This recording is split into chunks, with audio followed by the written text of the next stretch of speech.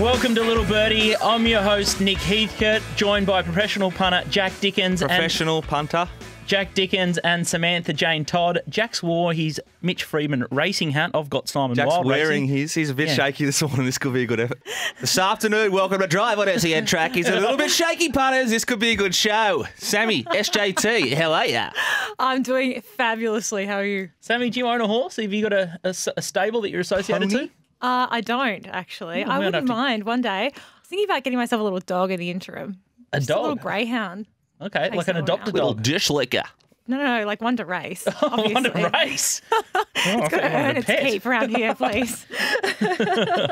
Okay, big show this week. Let's talk AFL first, something that caught my eye. We're going to open the batting with the AFL before the boys. Well, let's just, talk about a couple of hot topics at the moment, and then we'll get into the boys. You, Scooty, you know that. That's the rule number one. Exactly. Obey the captain, please. You do you. Okay, we'll skip through a couple of ones quickly. North Melbourne selling a home game in Queensland back to West Coast Eagles. Tanking? What else they got to play for? Well, I think if the AFL approves this, I think it opens up a really big can of worms here. All of a sudden, you've got a team who's down the bottom of the ladder looking for high draft picks, and you're going to allow them to sell one of their last remaining home games to the team that's right in contention to finish in the top two spots. Where would their home game be though? It's Like going at to the be Gabba? Yeah, it's going to be in the Gabba. I'd be selling that 100 every day of the week. Well, shouldn't it be down in Tasmania? No, we're not allowed in Tassie, mate. No COVID cases there. No, though. they've banned us. Ridiculous. I know you know this because your mate, who dresses like John Travolta apparently, big Jeffrey Kurt, Yeah. he's been on about it relentlessly. Tassie's not let him in. Not in showing armour, Jeff. When he's not white-handing the Premier, he's been banging on about Tassie not opening the borders for his Hawks.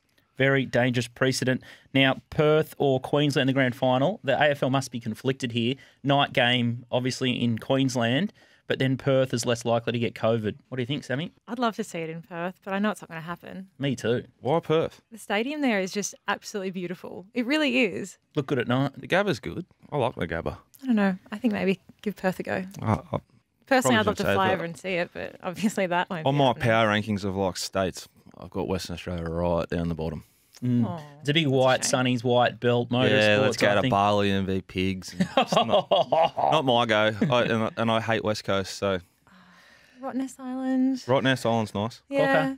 Margaret River's beautiful. Their wine's great. You would absolutely love it. Now, Yes. the staging and the lynching, there's been a lot of talk about that, so we won't cover that too much. But I think one of the highlights out of that for me is the Dylan Grimes trolls held to account.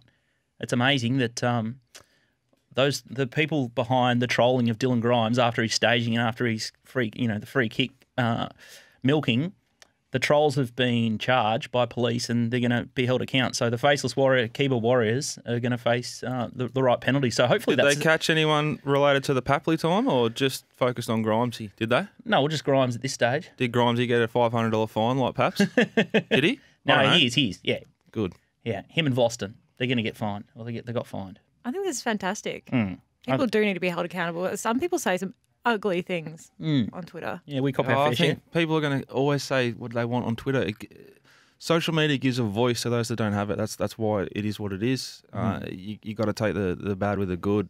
If you can't handle it, block them. Like I was listening to a show, and they were talking about the DMs. It was the AFLPA head, and he was talking about some of the messages they get privately.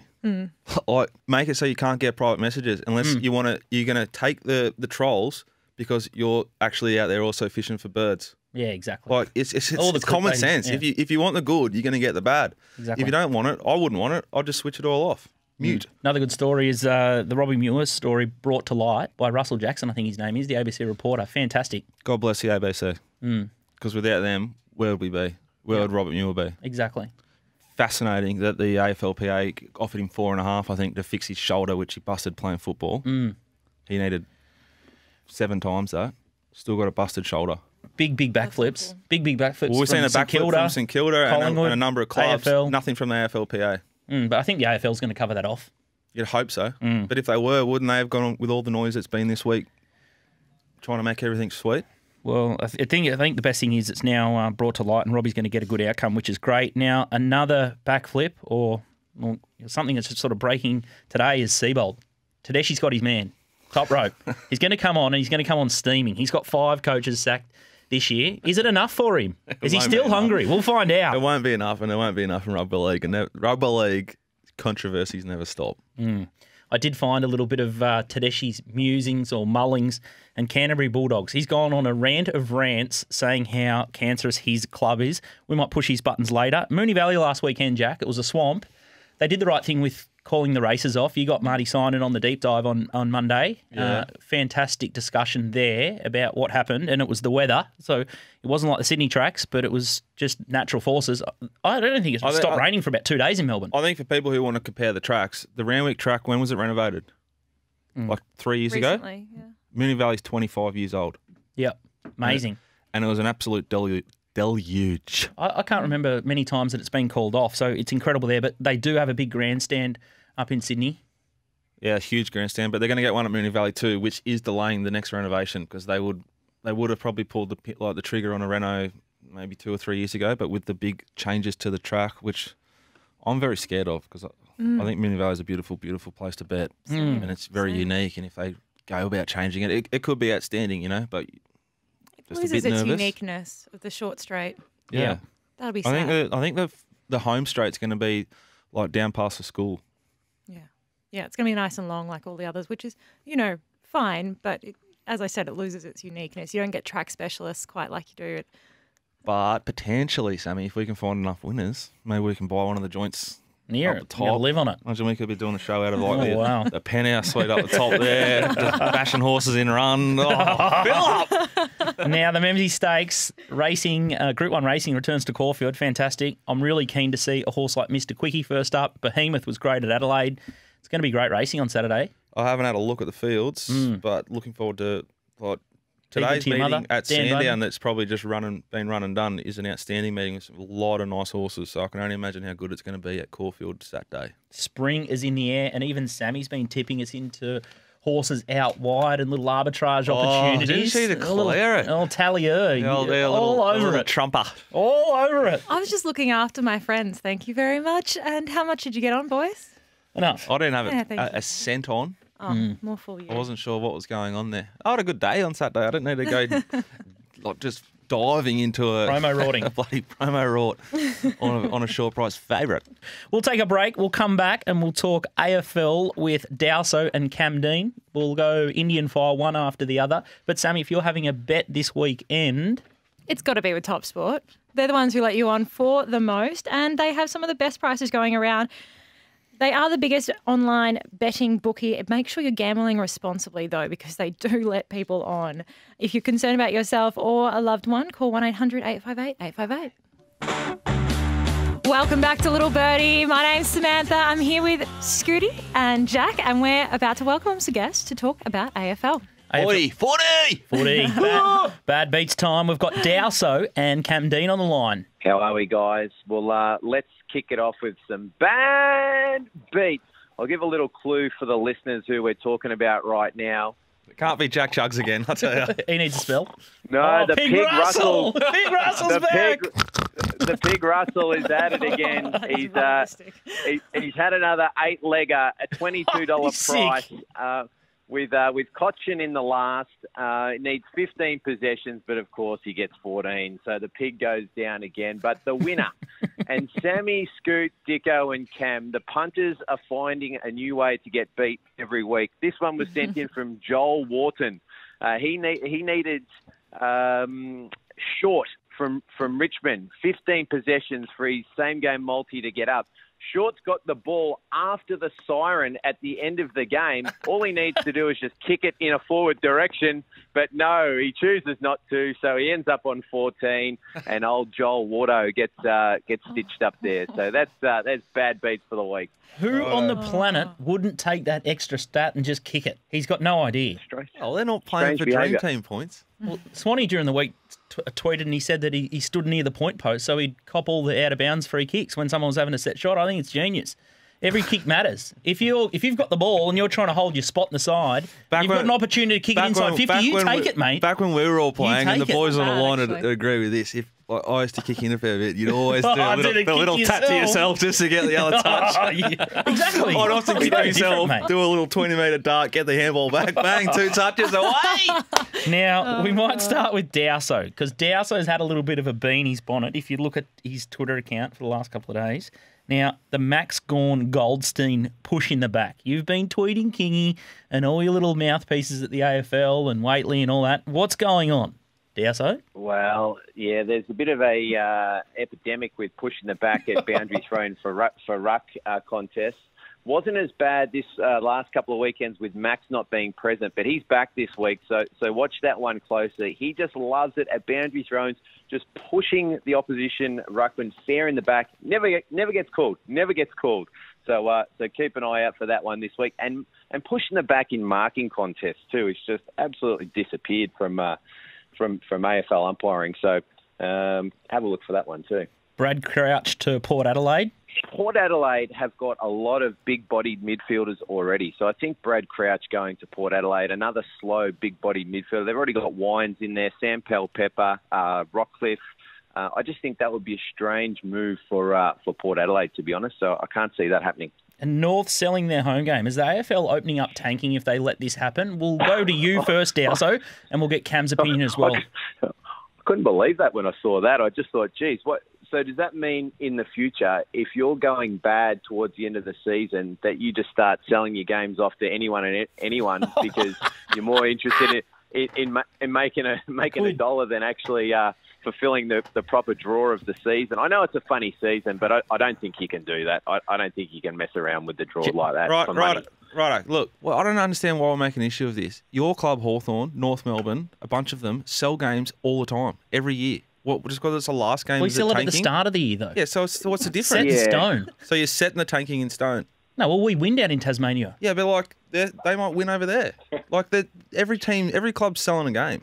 Well, except for like the Swans, the Lions, the Eagles, Freo, Port, Crows, mainly the Victorian sides, to get another edge. If everyone's off scratch, though, you can sell a game. You could sell games, I guess, if you are a Victorian club, because you play the majority of your away games at home anyway. I think it's something you got to shake hands on at the start of the year. I don't think you can sort of change it just at the end because you're not going so well and you want to make some money. That doesn't sit well with Sam loves money. Sammy? I do love money. One of my favourite things. But this is like a genuine component of a lot of some American sports, particularly college sports. So some funded universities who have really big home grounds and whatever will often trade with universities that have smaller grounds and smaller constituencies to have them play their matches at the home ground, the larger home ground, and they bake up a stack of money just on like entrance fees and all sorts of things. And so it ends up being a win-win for both the clubs. It could just be a new component. I'm not totally against this. Wow. Yeah, it's a business. It's cash. Absolutely. And it just brings another thing another element into the sport that we can discuss, and, it becomes another trade option. I imagine North Melbourne would require cash more than most. Cam, your thoughts? I did think of Dawson's Creek when they made that announcement. I know he's got a vested interest against the West Coast Eagles, so I knew he would be very upset. And he has it down, so that's very good. We know the AFL's biased. It's an unfair fixture. It always has been. So it's keeping in line with that. And I suppose this week they're going to announce the grand final venue, which is once again going to be very, very interesting because it's always had that biased Melbourne element, and this year it looks like it's probably going to have that biased Brisbane element, which is just going to be interesting to see if West Coast and Port also get home finals. So I'm really looking forward to that announcement, which could be coming out any day now. I got a question for one of our followers. He might troll us occasionally. He might troll Cam occasionally, and it's a great question. So I'll give it some airtime. I wouldn't usually give trolls airtime, but I'm going to go with it. Is Port Adelaide's form real at the moment? A lot of sides up in the top 4, the top 6 go to these. You hear about these hard loading training schedules. So all of a sudden, their form out on the field mightn't be real, or it might be a bit misleading because the guys are burning the candle, getting the stamina into their legs during the week at training, and they're a bit flat for games, but they still find a way to win. So the question from our favourite troll is, Port form real?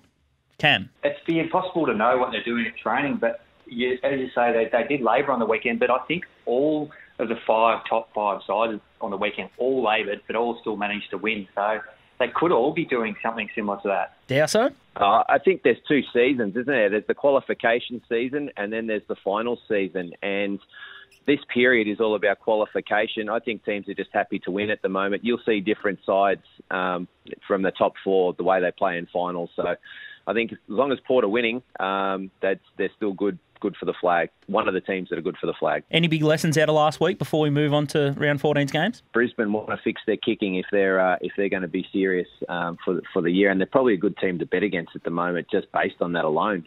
They always keep you in it. So if you can get a half decent line against Brizzy at any point, you're always going to be in it if they keep kicking like that. That was one thing that's sort of sticking with me. Good kicking is good football, Cam. Yeah, I think that it's just that none of it's so even.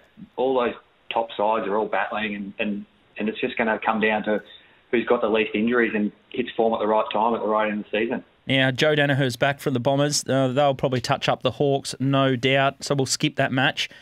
Richmond Tigers versus West Coast Eagles is an interesting contest. I love this game and really looking forward to it. And I know my thoughts are different to Cam's here, so Ooh, I like that. I won't be betting in this game because I don't like betting against my mentor, and I always think it's bad luck to do that. But I'll be cheering the coast just based on future bets. But Cam, your read on this one? Yeah, once again, Dawson's got a very vested interest against West Coast. He's even though they've won 8 in a row, he's not convinced. I think they're going quite well. They've got a lot of weapons. They've got Jeremy McGovern coming back, which has been massive for them, and Nick Nat playing really well. So I've got to lean to West Coast. I probably won't bet in this game because it is at Metricon, and we've seen how West Coast have been struggling away. But if I had to have a lean, I'd say it's a slight lean to West Coast because I think they're going quite well. If the Tigers do lose this game, they're in a lot of trouble because they probably won't make top 4, and it'll make it a lot harder for them to win the premiership. Do you think the West Coast might rest Nat Nui soon? You'd think so at some stage. They're probably looking to do that. Sammy, odds? Well, Richmond are the favourites. They're 3.5-point favourites. You can back them at $1.78 or West Coast at $2.08. So a bit of splinters there. Maybe just watch and learn. The other really good game is Friday night, Western Bulldogs and Geelong at Metricon. I'll go you first, Dowse. Yeah, I like the Cats here. I have this line set a bit higher than what it is. I know there's a bit of hype around the Doggies, but they're a bit schizophrenic. You don't know who's going to turn up sometimes. Sometimes they win by a bit and sometimes they lose by a bit. And I just think the Cats are in a different league to the Dogs, and I'd be happy to take the 9 points for that one. Cam? Yeah, I agree with Dowse. I just cannot catch the Doggies at the moment. I know they're bipolar, but I'm always on the wrong side of it. And that handicap looks about right to me. If you were going to bet, you'd be betting it one way or the other by big margins, but I can't pick this game. Sammy, any moves? Any market moves? Actually, the Hawks have been backed. Oh. The Saints. That might be It's not my money. Dockers. But no, nothing on the Bulldogs-Cats game that I'm aware of. Now, the only other bet that I had for the futures, I know everyone takes the absolute mickey out of me, but the Bulldogs... Well, rightly so. Yeah. You've had two bit bets. of an air swing. One of them was one you're about to mention. The other one was the Hawks to win the comp at 20-1. The Doggies. Can I have a little speculator on the Doggies? If the Doggies happen to turn up and beat Geelong, are they any value at 33-1 at topsport.com.au? Knockout, flag? Not for me there, Scoot. I think they're going to finish too low down the ladder. I just don't think they're consistent enough. Dowse, you coming with me? Jerry Maguire moment? No, definitely not. I think if you're going to get with the Dogs, wait till they make the 8, and your add-up price would probably more than $33 or whatever, $30, whatever it was there. It's going to be more than that anyway. So I just wait for them to make the 8, and then roll it all in game after game. That way, if you want to get with the Dogs. That's a very, very astute comment, and that's why you guys are the experts, and I'm just trying to steer this rabble. Now, best bet for the rest of the round, quickly. We'll go to Dowso first. You guys have been on fire with your best lately. It's been magic to see. Yeah, I can't remember the last time you missed. Crystal ball stuff. I think I've got to go. We know what's going to happen now this week, don't we? Oh, don't moss them. You've lost them. Hey? You've lost them. Oh, yeah, because the side's going to know. Dowso. I think I've got to go with the Saints again. That opened up at the near pick against Melbourne, and I just haven't seen anything from Melbourne that actually would have me thinking that they were near the same as the Saints. The Saints have been way more consistent, beaten way more better teams, and yeah, I like the Saints. Looks a skinny line there, Sammy. Yeah, well, they've gone from -2.5 point favourites to -3.5. You can back them for $1.77 or the Demons 206. Love that. Cam, best? Yeah, for me, the Blues, Collingwood lose Steel side bottom, and they haven't been going very well at all. And I like what the Blues have been doing lately. So the +4.5, I'll have to be on the Blues there. Little bit of a cash cow at the moment, Carlton. Seem to be undervalued by the market for the last couple of weeks. A little bit of a cash cow's Cam Dean stuff. He's airborne. Like Sunday was, I think we bet in every game and collected every time. He's flying. The results are at themailbag.com.au. I think we've got a footy festival pack. So there's a discount on. So if you want more of Cam stuff, head there. We'll sign up to the Mailbag's subscription, free subscription in their emails, and you'll get Dowso's best bets there also for free. Thanks for joining us, guys. No worries. Thanks, guys. Thank you. Stay Cheers, strong, guys. Cammy. Good luck out there. Up next, we've got NRL. We've got Top Rope Tedeschi to talk Seabold. The big teddy bear. If you're having a bet this weekend or any time on the football or NRL, make sure you head to topsport.com.au. They are betting even money lines to up to $200. Even money. Not a single cent of margin in it for them.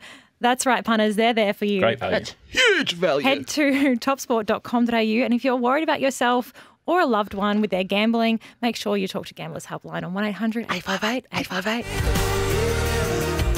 Welcome back to Little Birdie, Sammy and the boys, and it's Hall of Fame time, our favourite time. Nick Tedeschi, Top Rope Tedeschi. It's his birthday today. It's not really, but Seabold has walked away from the Broncos, so it's as good as his birthday anyway. Welcome to the show, Top Rope. That's 5, Scooty. That is 5.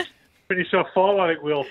I think we'll put the sticks away. We'll call that a day for season 2020. So you're happy as the current coaching landscape sits. You don't want any more heads. He's never happy. I'm never happy. I'm moving on to wanting to get rid of interim coaches now. But He's starting to idle. I think the Dragons are still in free fall, big time. Dragons are cast. I'll probably give it to their assistant coach, which they always do. So that'd be dumb. So it's not far away before we can start calling for heads. But for the foreseeable future, no team outside the 8 is going to sack their coach now. So I think we're done for the year 5. It's might be a record. Get up there anyway. Okay, we'll leave NRL and Seabold as the main course. The entree is the Hall of Fame. The cheese and bacon roll from Mitch Beer a couple of weeks ago, Hazel Chauffeur, 6 Pete, and then Barosha, the text message that stopped the nation, and it was like a COVID stimulus package. It was. Feels like a I wasn't on that either. All the Talia. I hate the Spruik course. How's that going for you? Yeah, he's going all right. Just Now, missing out on a couple there. Spruik us into the Hall of Fame, Top Rope. Who have you got this week? I'm not sure why you're trying to separate this, Scooty. The answer is Anthony Seabold into the Hall of Fame. Leaves the Broncos as an outsider. When the Broncos are not favoured, you could just back the minus with absolute reckless abandon. 7-16 against the spread. That was absolutely free money from a long way out. Big day for Anthony Seabold, and he can top it off with a Hall of Fame entry before he chats with the police. Wow, Top Rope. Oh, chats with the police. Well, he said in his press conference he would be going to the police with the information he found from cybersecurity experts last week regarding those text messages, regarding the messages that did the rounds last week. So he has said he has not been able to speak to them because he has been in the bubble. He's now out of the bubble, so that seemed to be like it'll be one of his first ports of call. Now he's out of the Broncos gig, so he's out of the Broncos, but the drama might continue. Wow. The gift that keeps on giving. Rugby league. Content always machine. Have you gone into hiding, Top Road? I've heard it was you that started the text message. Surely not. You've got more class than that. Wasn't this a reverse call? One of those like in police. Definitely wasn't Teddy. Teddy's been halfway up the big hill there at Orange, just causing a big domino effect to everyone stopping their cars and freezing their motors. Right. Teddy's been a busy boy. I'll tell you what, the last thing you want to see is me actually doing any kind of manual labour or hard work. So getting behind the car and pushing in snowy conditions was not ideal. Certainly not Hall of Fame worthy, that's for sure. Now, you've had a couple of bees in your bonnet. I've found your column, Making the Nuts, from the couch. You've got issue with the crusher tackle, the bunker, and the referee howlers at the moment. A state of the game is creeping into the NRL. The state of the game has always been a major factor in the NRL. What's creeping in is AFL is so boring right now, you're all starting to pay attention. That's what's creeping in. There's a few more Victorians, a few more interest. It's like, are we really that rusted onto this Aussie rules game? Rugby league, pretty good. PVL doing a great job. No, there's always problems. The refereeing is a disgrace, as always. But you can live with refereeing being poor. It is a hard job. You are out in the middle. You're exhausted. You've only got one line of vision. The bunker should make zero mistakes, ever. 99.9% correct rate would be poor. They're shooting about 40%. That's how ordinary they are. Some of the nuffy decisions they come up with. Are they paid enough? Absolutely defies worth. Well, here's one of the problems, right? So there's a few strengths. Whether they're paid enough or not, probably not. But they just get former referees in there, or current referees, so they kind of come from the same mentality, so nothing's actually solved by it. What you need is someone who knows the rules, not someone who's been a referee. Two very, very different things. What about just even the judiciary? Like the Melbourne Storm, the little wombat, got his jaw clean broken in basically a shoulder charge with a tiny bit of swinging arm. No penalty. When was the last time you saw a jaw broken from a chest? The answer is never. Yeah. It was. The assessment was absolutely ridiculous. Ex-players. Yeah, so 3 ex-players doing that, but 2 of them had gone through and had been video referees in the past. Yeah, you if someone just goes on, it's almost a bit like Twin Peaks issue. You just kind of go in through the vortex, and all of a sudden you lose your mind once you've been a referee or a video referee. Have you got a theory on what's the same in the AFL as the NRL? Like, if you watch the NBA or the NFL, yeah, I watch a bit of it, and I watch a lot of content around it. You never hear anything about the umpires or referees. In Australia, it's just constant complaining about the state of the game, the way it's refereed, the way it's umpired. You know why? Why? Because they don't change the rules over there. And here, they change the rules every 5 minutes because of the media.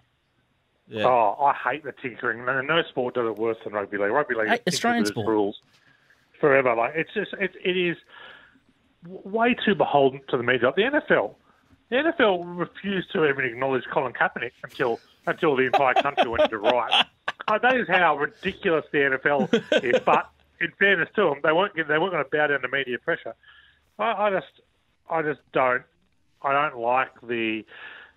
I think there's also a sense of entitlement with officials over here as well. They try to be stars. I don't know what it's like in the Aussie rules, but it's a disgrace in the AFL. Razor Rays like on radio and on TV. Mm. Like, yeah, you got over here like Hollywood Bill Harrigan. He was the same back in the day. It's always going to be there, but they're just so indecisive and so. There's this real bad combination of being indecisive and lacking confidence, yet totally believe they're correct on everything they're doing. That's like, oh my God, you are so stupid. Like everyone, honestly, you would get better results if you just went for a random Twitter poll, video referee. Answer this Twitter poll in the next 30 seconds. The winning result is what happens. Yeah, I agree with 100%.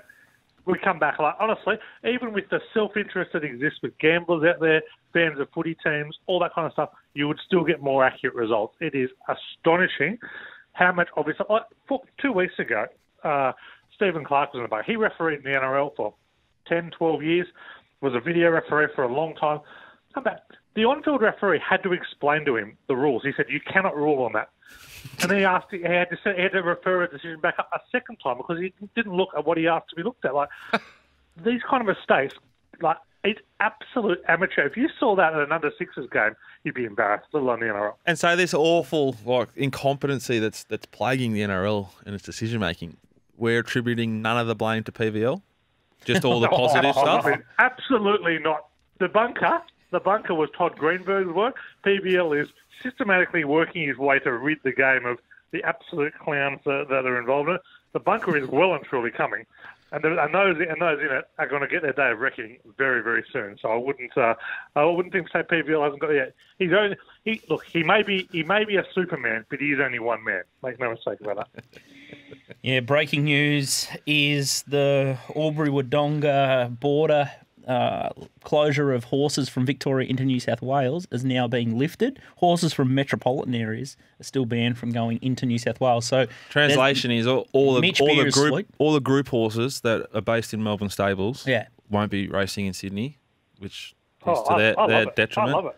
But the businesses As that well. PVL has just about killed along the border because of a biosecurity claim that he hasn't shown anyone other than No people evidence. inside racing New South Wales, he's lifted that. So if there's still a pulse at places like Mitch Beer Racing, there's now hope, Yep. but the damage might already be done by this. Oh, no, I love it. Dictatorial rule. As the owner of some very slow horses in New South Wales, I'm more than happy to keep out any possible contenders out.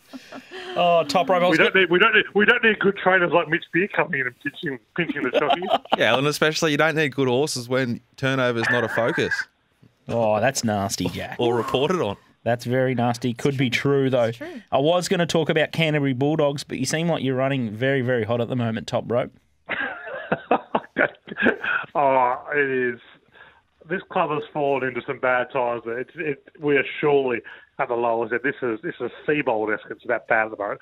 Losing to the Warriors last week, some of the effort, it's got that bad. The club has got no first graders in the team, and he still dropped 6 players. That's how bad it is. So, I know that anyone associated with the club, out, get out. Just leave the keys out and go. Let someone with some idea in at the club. It's an absolute clown show at the moment. Could be a job for PVL to go to the Canterbury Bulldogs, and he might even get a game. He used to play rugby league as a youth, so PVL might polish his old boots off and... If he did play a game, I know top rope would polish something else off. Goodness me. Now, moving on to this Sorry, week's games.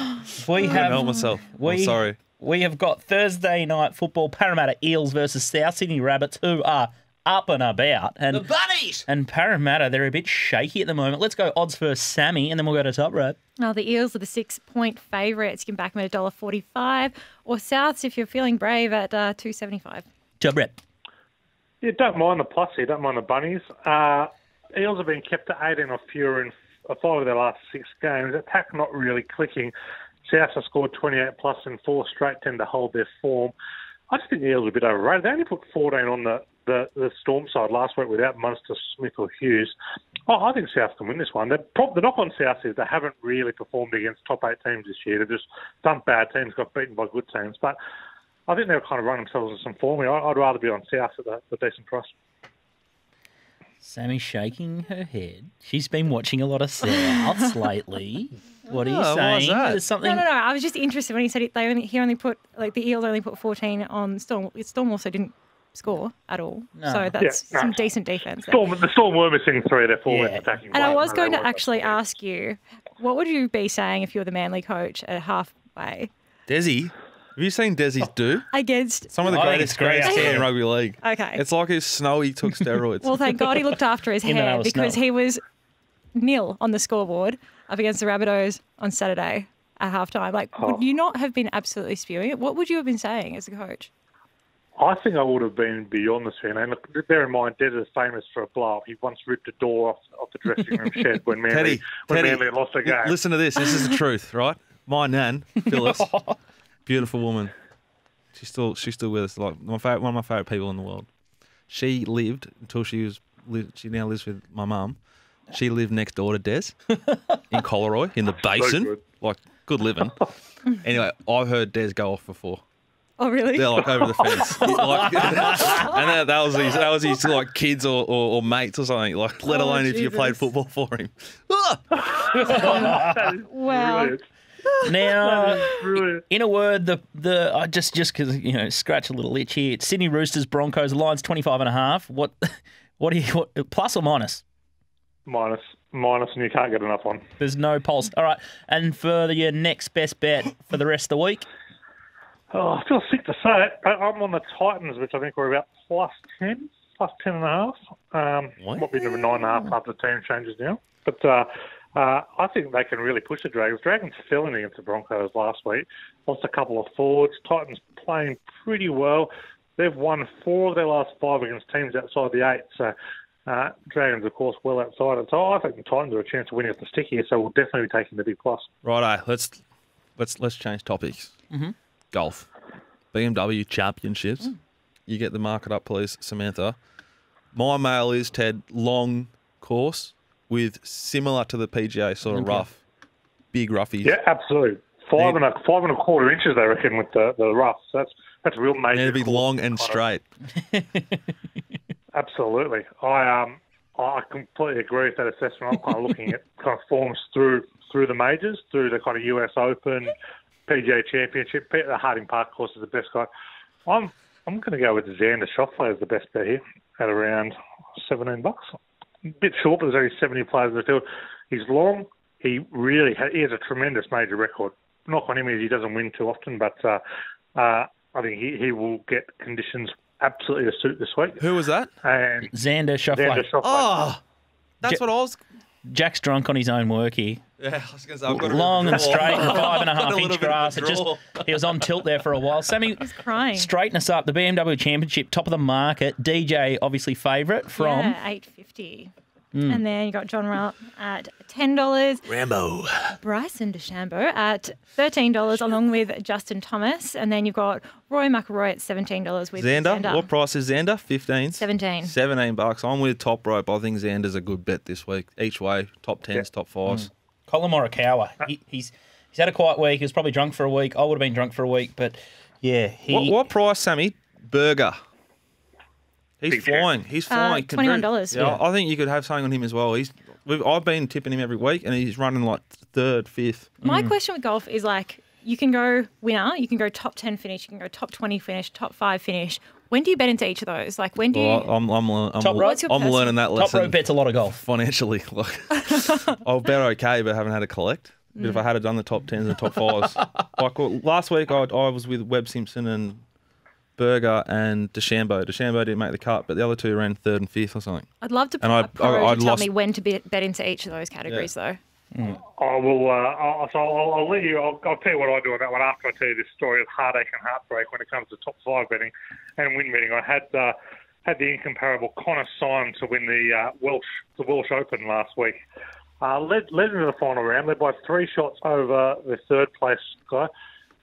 Double bogeyed the last when a shot back to drop from second to 8th. Had him win in top 5, no top 10. He was only 60 to 1. So he really should always back top 10 as well. Heading with this one, always back on top 10 because the heartache of almost winning and missing the top 5 is very upsetting. But on a more serious level, you probably want to be. I kind of look at if I'm under 30 to 1. And I'm not going too wide, I will back top 5. If I've got like 7 or 8 in the field I want to back, I probably won't back anyone each way. Kind of under 30 to 1 is what is usually my policy there. Been fantastic yet again, top rope. We'll catch you next week. See you, team. See ya. Bye for now. Up next, we're going to talk A-League. My man Jezza will step into the hot seat and we're going to talk semi-finals and then his speculator for the A-League Grand Final this weekend. Is it A-League Grand Final this weekend? A-League Grand Final this week. Haven't you heard about it? What have you been living? I'm worried about what Sammy and I are going to do when the A-League chat starts, but we'll just do our best. Now, there's a bit of controversy in the A-League. Yep, it'll be right up your alley. A little bit political. Now, if you're betting this week, Trump's not playing. We got to bet with Top Sport. These guys really do let you on. I just want to remind you, this is a multi. Poor guys. I was speaking to Tristan, and they had an absolute strip out. Customer rang up, had 50K on the overs on a couple of matches on Saturday. So, what was it? It was the Roosters into the Raiders into the Rabbitohs, and obviously pulled it off. The Rabbits would have gone over at half time. Yeah, plus a 10K multi to win the 3 at $6.50. Oh, wow. Can you imagine? Balls of steel. If you're betting, bet with the guys who'll let you on at Top Sport. But make sure that you are gambling within your limits. That's not for everyone, of course. So if you're worried about yourself or a loved one, call Gamblers Helpline on 1-800-858-858. Welcome back to Little Birdie. My name's Sammy and I'm here with Scoot and Dicko. And we're changing things up a little bit. We're going to talk some A-League. Yeah, for those of you who don't know, that's soccer, Australian soccer. Exactly. We've got we've got a final coming up and a grand final this weekend. Jack doesn't know much about A-League, but this will tickle his fancy. Brisbane Raw coach Warren Moon's come out and he slammed Anastasia Palaszczuk. So soccer players are forced into hard hotel quarantine where AFL and NRL players have got special exemptions. Jack, why would you think that could be? The limited amount of soccer I've ever watched, you can see the dissent and the childish attitude that those sort of players have to the authority on the field. You can only imagine that might transcend over to the COVID restrictions. I don't know, but whatever Anastasia's doing, she's doing a good job. God bless her. I wish I lived in Queensland. Now, my man Jezza, he is our new A-League soccer expert. He's got a bit of a past with corporate bookmakers. He's worked inside shops. If you have a look at his Twitter feed, you'll see that he's been rejected from some corporates on some bets. So he's at Jezza with 2 Z's and 2 A's _10. We'll tweet him out with the show so you can follow him. So there be no minimum bet laws on? Nah, so he's in all sorts of trouble here. But as we speak, we've got Melbourne City versus United. Jezza likes City, but let's get his thoughts and welcome to the show for the Sydney FC versus Perth Glory. Jezza, welcome to Little Birdie. Scoot, Dicko, Sam. Thanks for the intro there, Scoot, and well done for finding one of the few A-League punters in the country. Yeah. Viewers. I'll touch on that in a sec. That's the beauty of it, because if you look at sort of Australian racing and AFL, which you talk a bit about on this podcast, on Betfair, like Australian money probably 3/4 of the overall turnover, but for A-League it's probably the opposite, which is a great opportunity for punters, because as I'll touch on here, like so Sydney and Perth play in the second semi-final.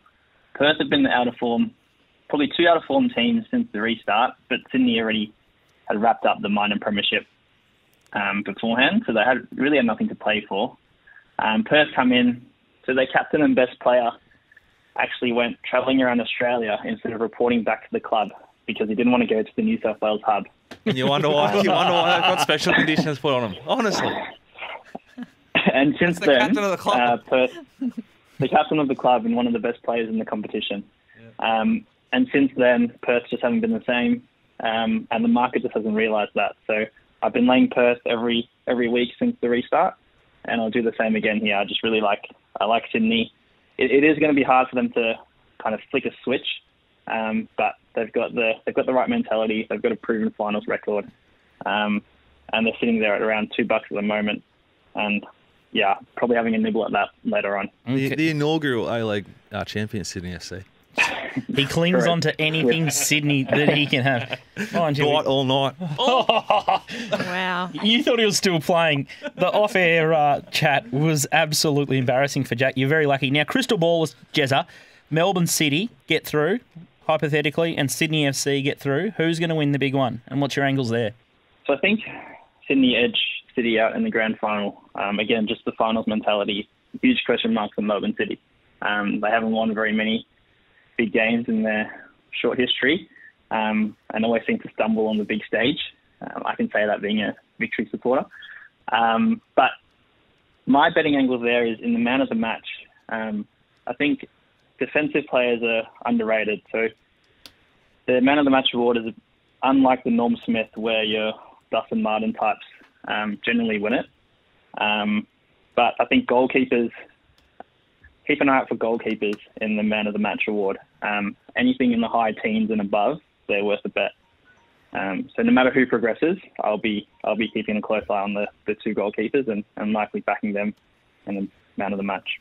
Beautiful. Nice little insight there. And if you're having a bet, look at Top Sport for the overall outright winner, Melbourne City FC, at $3.10. And Jezza, we'll get you back on the show shortly for some more soccer. But nice little edge there. What about some EPL? Like, do you cover everything or what? Hang on, I want to know if you double dip on that. If you back them to win against Perth and then you back them again to take out the title, like, do you double dip? Like, you probably might not would get as much as you heard. Double press. Yeah.